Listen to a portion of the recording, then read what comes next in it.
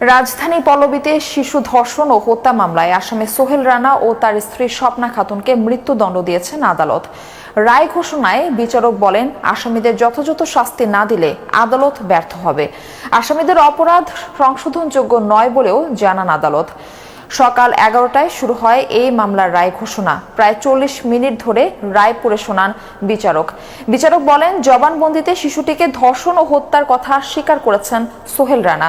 তাকে পালাতে সহযোগিতা করে স্ত্রী স্বপ্না খাতুন। আসামির দোষ স্বীকারোক্তির পর তা প্রত্যাহারের আবেদন করা হয়নি।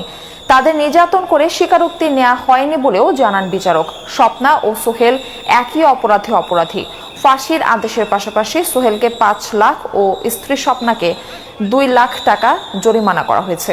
চাঞ্চল্যকর এই হত্যা মামলার রায় ঘিরে কঠোর নিরাপত্তা গ্রহণ করা হয় আদালত প্রাঙ্গণে।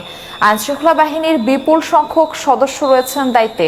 দেশের ইতিহাসে প্রথম কোনো ধর্ষণ ও হত্যা মামলার বিচার কাজ 4 দিনে শেষ হলো। আলোচিত এই মামলায় সাক্ষ্য দিয়েছেন 16 জন।